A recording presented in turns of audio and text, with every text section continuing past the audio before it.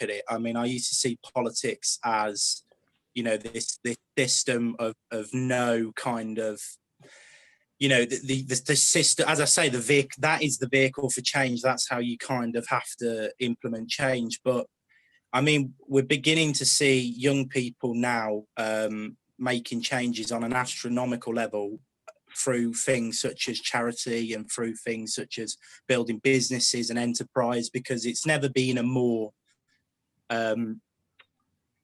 a more accessible time to start a business now, due to technology and due to the internet.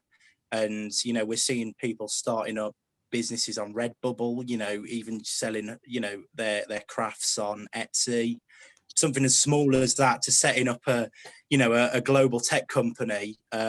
It's, we're starting to see young people take a different bit of a look on this idea of the traditional ways and means of kind of going about life. And I've kind of had that realization, especially going through university, and it's been interesting because, as I say, I mean, being a politics student as well, I've seen a lot of young people at university who've kind of gone into politics, with this this massive level of commitment and dedication, to that field, and wanting to make a real change. But then that's when the muddy side of politics kind of gets involved and kind of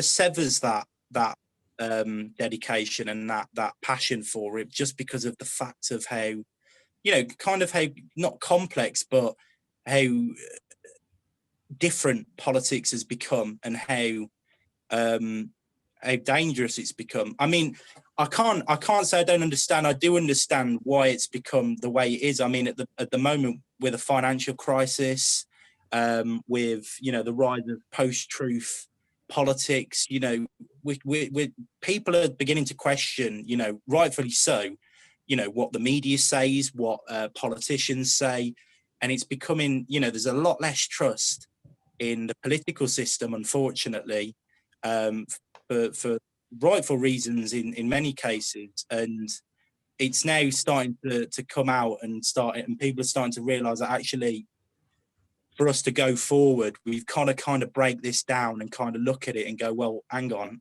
let's sit down, let's have debates, let's have discussions, and let's actually talk about the things that are affecting, people, and not about this pitting against each other. I mean, I spoke to the producer of the show, Chloe, actually, about the other day about some of the problems that you guys are experiencing over in Hong Kong. And I mean, it's some of this stuff you don't even see in British media. I mean, we had a bit of it when the protests were going on originally, right? But you don't even see some of these. I mean, you've got concentration camps in parts of the world now. Whereas when we had the same thing in Europe, just under 100 years ago, it was such a terrible thing. You know what I mean? It was something that we looked at and we thought, we've got to tackle this. And that's why we had a war. And we're now seeing that happen again. And it's not being reported on as much as it should be. And we're now going to be looking at some issues with that in the future if we don't sit down and actually have these discussions, instead of, this whole thing about pitting each other against each other. I mean, in the media now, you get, pictures of Ed Miliband or Boris Johnson with tea and eating a bacon sandwich, instead of talking about their policy points. And, it's almost like politics has become a reality TV show. It has. It really has become a reality TV show. You do what appeals the headlines. You do it for the headlines. You don't do it just because it's right, or just because it needs to be changed, that you feel like you want to be a voice of change. You do it because you want to be a voice of the news. You do it because, and rightfully so. I mean, Boris Johnson, Trump, and these are characters which do it for the headlines. And it's just like, what happens is that when you deter the youth from entering the politics, you're leaving the current political climate to be of a generation which is not going to last for long, right? And Mm. the policies, everything that they do is kept in total oblivion of what the youth which is going to experience the real impacts of these policies out of it.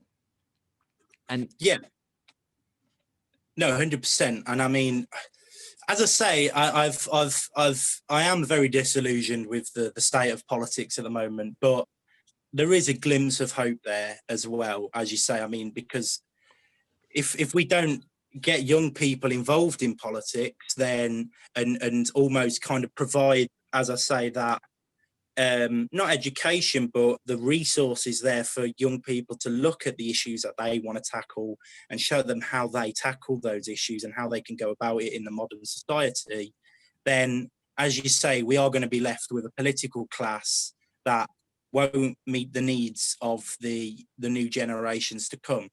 And it's something where we've actually got to look at politics not kind of as you say, as this thing where it's this rigid, this unmoving object.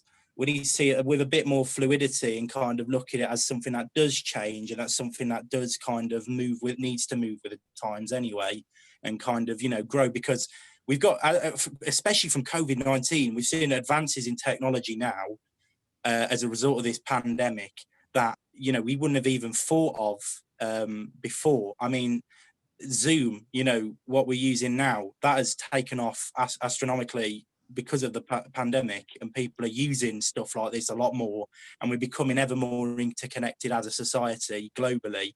And that's something we've got to look at in more detail, and kind of how we cooperate and work together globally after the pandemic.